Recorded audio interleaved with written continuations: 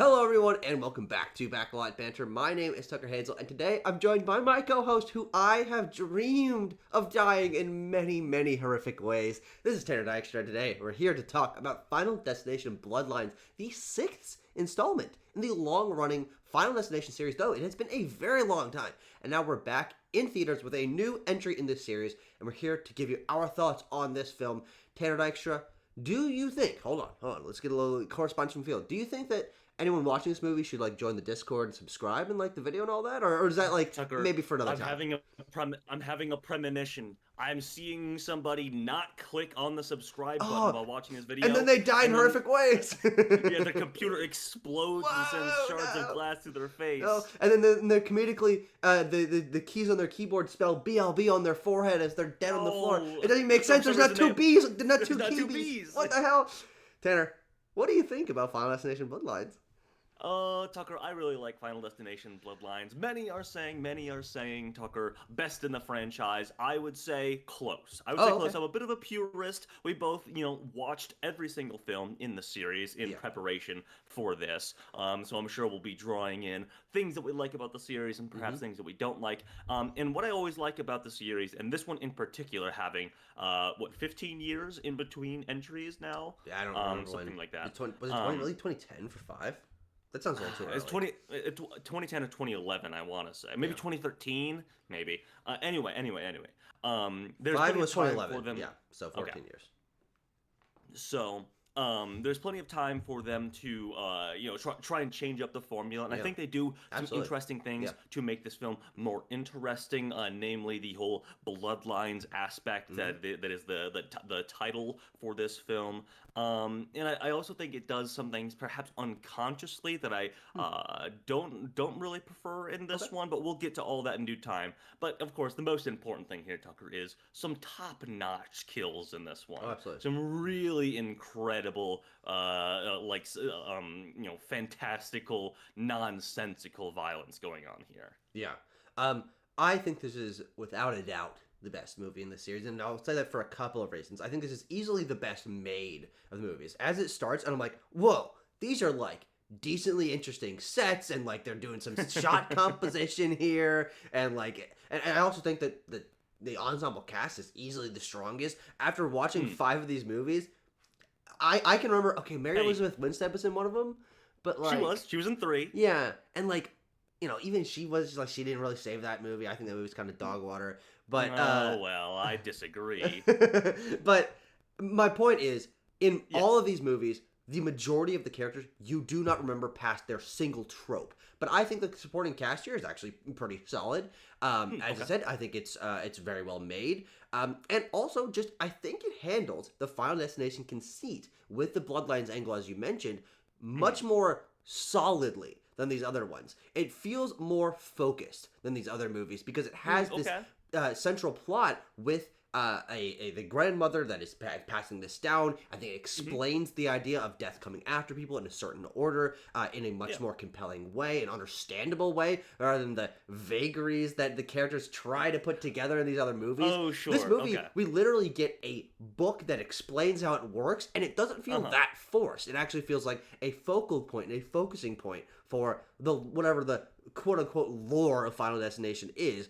This movie, it feels like an actual movie that someone can understand. And even though there are light ties to the other films, this is not one you have to have seen the other ones at all. I think this is a perfect reboot point for the series. I think it feels distinct from the other ones. I think it is a step up in quality from the other ones. It maintains the energy that you like from those other movies, but I think improves upon them in almost every way. I was a big fan of Final Destination Bloodlines, and as gory, ridiculous shit was happening, I'm sitting in the theater with a big cheesy grin on my face. Absolutely. Because I just had a great time watching this movie. Yeah.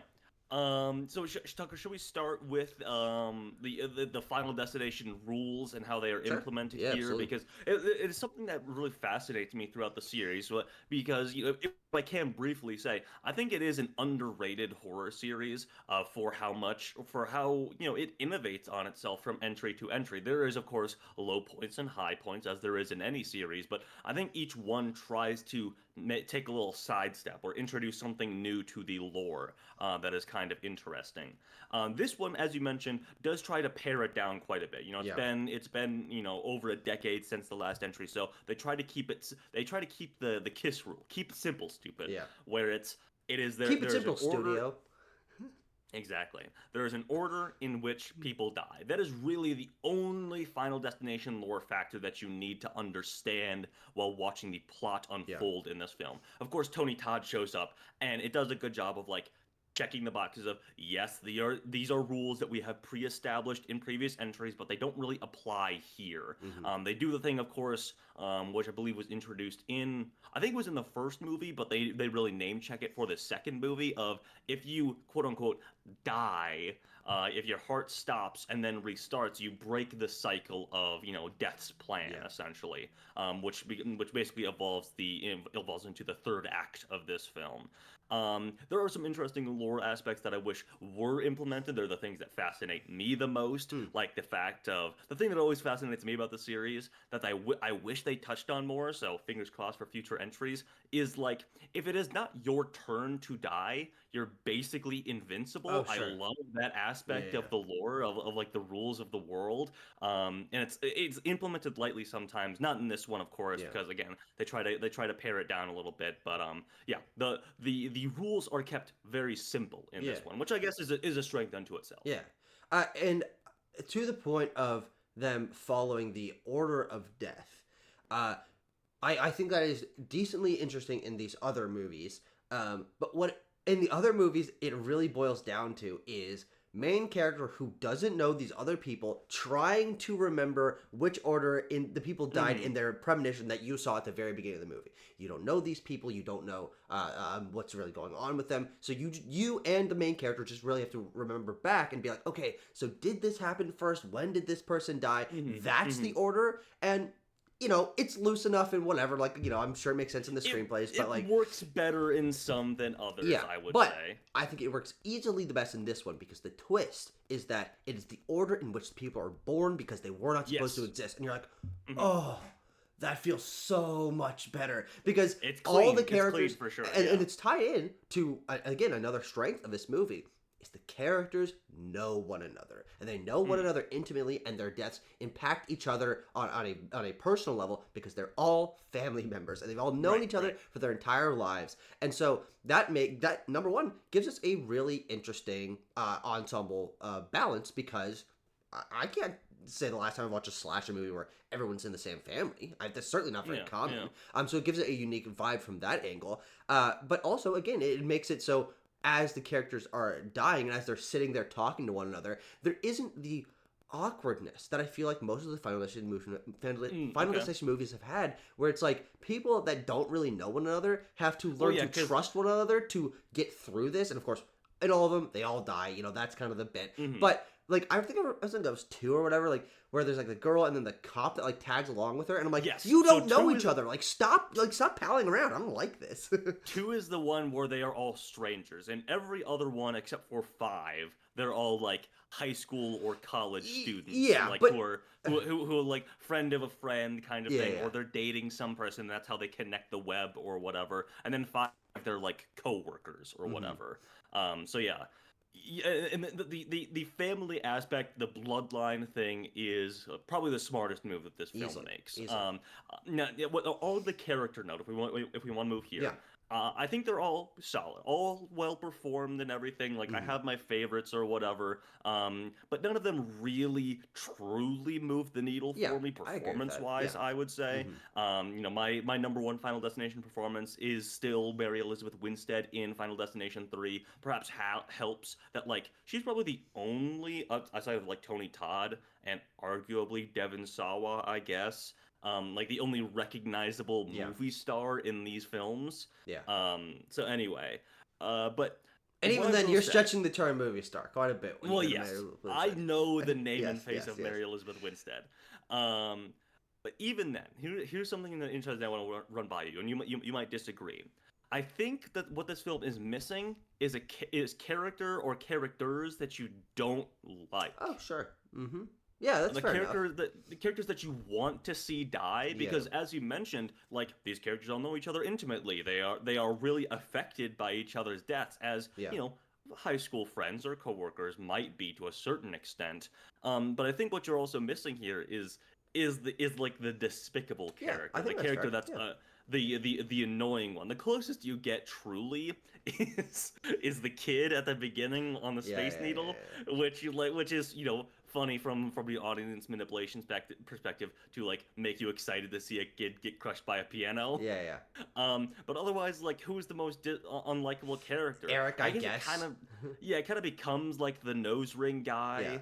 But that's even Eric, then, I'm like, I like Eric. I like him. No, I do he too. does he does the peanut butter thing, and then takes that too far with like the trying to flatline and everything like that. And he even has kind of a funny bit where they lightly consider murdering a baby because that is the other rule. If you murder someone, then you can get their time or whatever. But I think that's kind of a crazy hack, by the way. Yeah, I mean, crazy. That's the one. Would that keep you? Would that keep you alive for like double a whole life? I guess so. And if it doesn't, does that imply that the baby was gonna die like quickly? If I can lore brain here for a moment.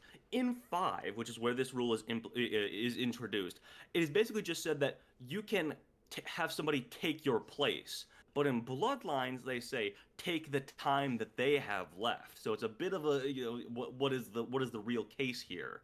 Are you basically just ending someone's life, or are you stealing someone's life force essentially? Anyway, going back to what I said, I think that's what the film is kind of missing. Because all the characters operate on an even hum for me. There's not one I'm like, I really like this guy, or I don't really like this guy, and I was happy to see them get their head exploded. Yeah, Tanner, I actually do agree with you that is something that other movies have had. This one does not. I don't necessarily think that makes this one that I like the group less because of that. Because I do think that the cohesion within the group, because they are family members, I think makes me more emotionally compelled towards them and understanding their dynamic a little bit better. I think it's more compelling of a trope to fit characters into brother, father, cousin, uncle sets rather than a jock, nerd, cheerleader that are much more prevalent in other horror movies, obviously, especially slashers. And so I will take the loss of the trade-off there. Like, oh yeah, I can't wait to watch this shithead get fucking beamed by a skyscraper or something. I will take that trade-off. But I do agree that is something that this one loses because it tries to take a different angle to it. To the point of the characters, I agree that none of them are super standout to me. I do think that everyone is doing a good job. I especially like Eric and Bobby, who are the brothers. I think their dynamic is really, really fun. They have a fun little interplay. I really like... I like the uncle. He's first one to go, but I thought that he was solid. I mean, I also really like Charlie. He's a annoying little brother, but like not to like the annoying little brother degree that we usually get in these kind of movies. Yeah. And his interplay with the main character, who I'm Stephanie. Stephanie.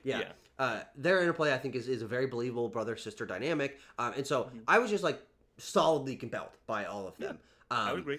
And I just like that a lot, and I think especially because this movie is formatted around a slightly different perspective on the premonition and on the way that impacts people, because what we see is the grandmother of this family, Iris, have a premonition, save the people, but we don't get to see then all of those people die because it fractals out. And I'm like, she saves everybody. Yeah, it's so interesting how then... again, the order is in which they were born if they are directly related to her. And I just think that that's a perfect twist. It makes sense within the continuity of Final Destination. Of course, you gotta stretch your brain a little bit. Be like, well, why didn't death immediately kill all these people? Like, whatever. Yeah, that's always the thing. It was like, why doesn't it just give them all, like, brain aneurysms or whatever? Yeah, it doesn't fucking matter. But I think it makes this a lot more interesting. I agree. Because it also adds a more believable, quote-unquote, detective angle to this of trying to figure out, of course, not only the order in which people happen, but like someone who learned the rules of this is able to more reasonably pass it on to other people rather than what the other movies have been, is like someone trying to figure this out in real time. sometimes they're like, oh, I looked it up on the internet and someone else had a premonition. Yeah, so but I looked it up. Hey, maybe Iris was starting all those blogs back in the early 2000s. yeah. You know, She doesn't seem like an internet person though. Well, that's a fair point. Or alternatively, they go talk to Tony Todd, and he's like, "Listen here's how this shit goes down, motherfuckers." Yeah, sure, that does happen quite often, and that kind of happens here. Classic staple. Sure. We should talk about last that. Tony Todd appearance. Yeah, gotta love it. Also, obviously he's very old in this. That is the skinniest Tony Todd I've ever seen in my life. Yeah, I think of him as like he's probably not big, he's probably not well. Yeah, of course, yes. But I do want to mention quickly one performance that actually did stand out to me is the young actress for Iris in the beginning of the movie. Oh, sure. I think actually she's one of the better performances in the whole series because I immediately was like interested in her. She has this nervous energy, but she's kind of excited to push herself outside of her comfort zone a little bit. I think maybe not from maybe not necessarily from a conceptual point of view, but I think that the opening sequence in the faux Space Needle is one of the best in this series. Yeah, I mean, here's what I was worried about. Because I like watching all 5 of the movies leading up to this. I think I codified a sort of like good rule of thumb if you're making a Final Destination movie. So, hey, if you're making Final Destination 7 or whatever coming out in 2 years or something, here's a little rule for you. It's a good one to have. Keep this in your back pocket. Yeah, exactly. The opening premonition sequence, the large-scale disaster of it, has to be really good. Like, you have to open with a big statement like that. But it also can't be the coolest thing in your movie, I would say. Okay. Because that's usually actually I think that's true for most of them though. Yeah, that's the coolest thing in the movie. I think the other kills can't pale too greatly in comparison, because then otherwise it really feels like I mean that opening sequence is really good, you know. I think 2 suffers from this problem a little bit, where like that highway opening is obviously iconic and really great, and like undercuts your expectations going in as the second movie in the series, and then you're like, I don't know, what are some other like really good kills from 2? Yeah, I think it's a good rule of thumb. And this one, I was worried because I'm like, this opening sequence is really good. Yeah. And then I would say that there's not a bad kill in the bunch after that. There's not, and here's the balance. Is that first opening sequence is actually not particularly focused on the ways in which the people die, because we're not going to be seeing those characters again. This is ostensibly a disaster movie, like a towering inferno or like fucking skyscraper ass. And sequence. the only important characters there are Iris and Tony kind Todd. of Rosa, but also not. Oh yes, and young baby Tony Todd. But how does that age difference work? I was thinking about that as he showed up. I'm like, nah, but whatever. He's not like a 6-year-old. Yeah, he's not like 20 years younger than her. But I think that they do balance it well, because there aren't particularly memorable kills in that first sequence. It's more about, I mean, frankly, CGI looks fucking insane there. Like the thing like falling apart and like explosions happening and stuff like it. And also, that is another one where, and what's good about these opening Final Fantasy sequences is it's usually like playing on a fear that people have had of what if this happened in this, what is almost always a very safe scenario, but your brain creates the worst case scenario. And this is absolutely you going into a skyscraper worst case scenario. Of course, it's like, because it's like basically a Space Needle, only one staircase, only one elevator, glass floors on everything, so everyone's like looking down. Someone dropping something from the top and that messing up the whole thing. Like, that is very much if you've been up in a skyscraper, that's crossed your mind before of what if it crumbles beneath me. I like the glass floor Whoa! Glass floor cracking.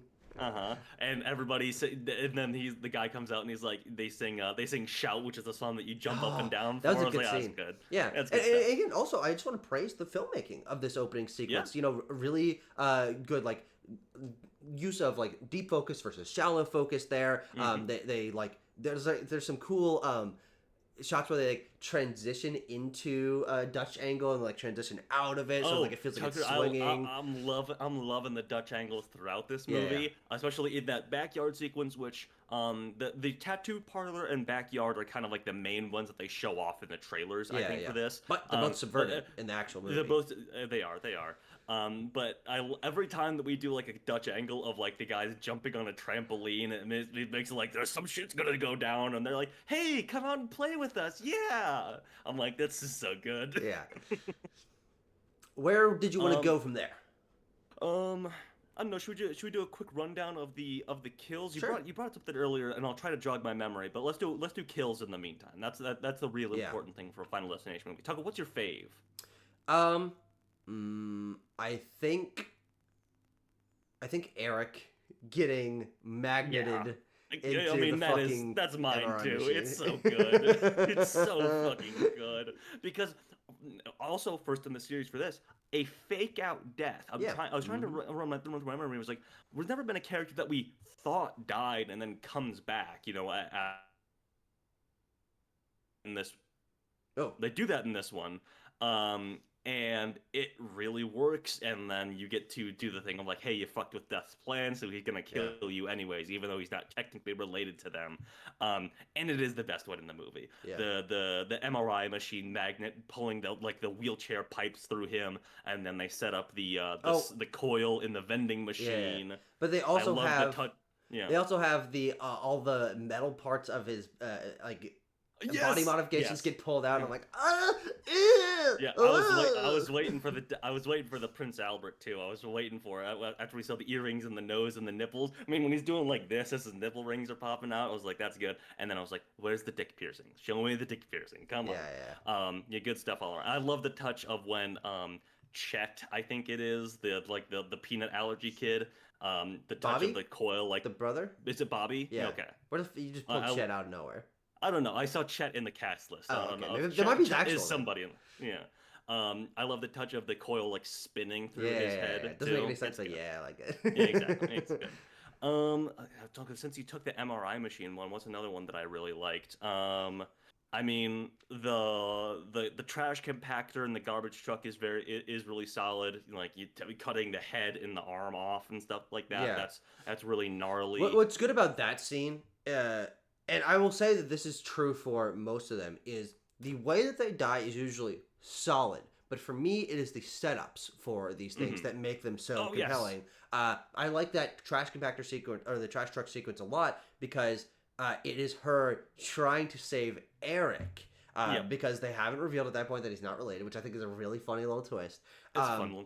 Yeah. And she's like, oh, what if this happens? Like, what if the thing fell and then the soccer ball blows in your eyes and all this is happening, and then Julia comes off the side. It's like, you guys are fucking idiots, and then goes and all that happens in the background of the shot. Yeah. And then she goes, boink, and then she ends up in the thing. I'm like, oh, okay, that's a cool little setup, payoff, Rube Goldberg of events. One of my favorite things about Final Destination movies is watching the close-up shots of different things in the environment, so you keep them in your memory bank of like, oh, this is going to happen, and then this might happen, this item might affect it in this way, and so you create the Rube Goldberg machine in your head before it's happened, and then you get the satisfying payoff of it actually happening, but that sequence actually is written in that way as well. And so, her getting her head squashed by the thing, or like ending up in a trash truck, that's something that like, worst case scenario, your head is like, well, your mind's like, what if I ended up in one of these things?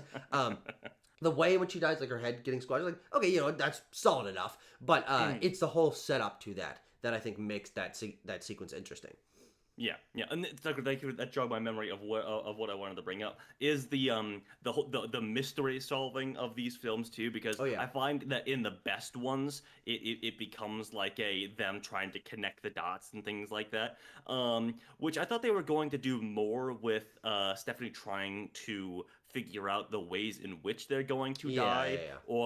I think throughout the series they run into this issue and how to do this effectively and how not to. For example, in 2, I don't like the continual premonitions that she gets. I think the same thing happens in 4 with like the really bad CGI ones that he sees. Like the continual premonition things, I don't think work. I like it more when it's like, teen sleuthing, like in 1 or 3 of them really trying to put boots on the ground, be gumshoes about this stuff. And Yeah. 3, it's interesting with the photos and everything Oh, like sure. that. In Bloodlines, it's more that she just like feels like it's going to Yeah. happen. She's an empath. Yeah, exactly. And then like 'cause they do it towards the end too, where like she can feel it coming, and so she like they nearly get hit by the truck and like the "you should drive" kind of thing. And Mm-hmm. when they arrive back at the prepper cabin or whatever, it's like he's gonna strike soon, which is Yeah. funny. But I'm like, as the like thrust of we understand the rules now and we can anticipate it. I don't think it's one of the best executed examples in the series, Sure. personally. Yeah, I want to talk one more element of this film, which is the Sure. pacing, which I Yeah. think is really good for the most part because it is less focused on just get to the kill so the next X character you don't give a shit about can die. This movie is Mhm. much more about that family dynamic and the interpersonal character dynamic than most of these movies are. It's a lot slower. There's a lot more time between the kills. At least that's how, Yep. how it felt to me in the theater. Well, it's also the longest by a good Sure. margin. Yeah. And so I think that actually ends up working to really build me up with these characters, with their stresses about this, to when one of them actually ends up in one of these scenarios. But I also have to say that I think the weakest part of the movie is the last part at that prepper cabin. I think that Yeah, the I would agree. hospital is good. I like the Tony Todd Mhm. part. I like both Yep. of the brothers dying. I think that's solid. And the whole baby thing, all of that. But as soon as they get in the van and drive to the cabin, the mom's death Yeah. isn't great. Yeah. They don't even go in the cabin, which I think would have had more interesting ramifications. Mhm. I kind of like that.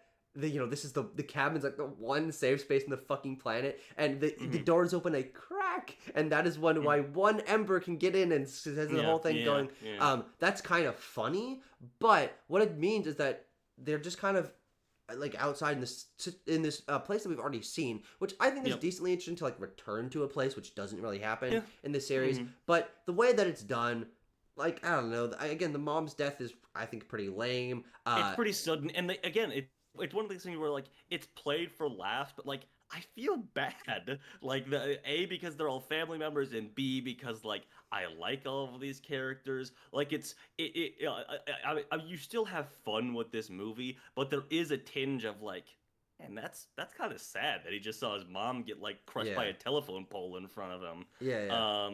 I think that works to the benefit of the film in some ways, and then to the to the detriment Yeah. in others. Mhm. Because it is like meant to be like a sudden funny thing with her saying like I'm gonna stay alive as long as I smack squash or whatever. Yeah. And that kind of thing plays better when it's like the shitty goth in 3, or like or Frankie Yeah. Cheeks or whatever getting crushed by something, and not Definitely. like some kid's mom that you Well, yeah, like, which goes to show where this movie's strengths are versus what we expect from the series, which is all these other movies have been very much comedy focused horror movies Yes. where it is so ridiculous that stuff is happening that you can't help but grin at the ridiculous nature of it.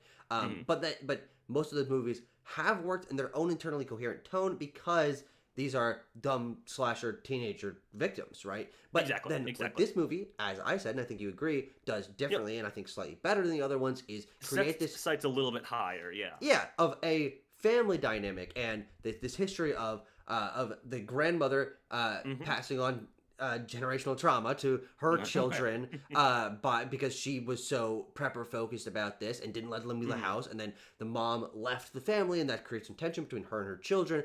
I think that is all emotionally compelling and much more interestingly written characters than the other movies have really tried to have. But I think you bring up a good point, is that it does sometimes make the grotesqueness of the kills feel at odds with the movie's writing and characters, because it's like, oh, I just saw my uncle's face get fucking lawnmowered. Holy shit. But at the same time, like the hard cut too, the second funeral like Yeah, 10 yeah. minutes after you were just at the last funeral like is funny. It So is like funny. Yeah, yeah. the comedic bones of the series and like the gallows humor is still here, of course. Yeah. And that's really what the Final Destination movies are all about. So Tucker, oh, also we mentioned it briefly. Tony Todd's scene is fucking great. Like Yeah, like yeah. he's able to pull it off one more time, do all the rules again, and then be like, I don't know what to fucking tell you guys. All right, I'm gonna die soon too, so I'm just gonna like go Yeah. live my life. Peace out, motherfuckers. That kind of deal. So Tucker, score for Final Destination Bloodlines. I'm gonna go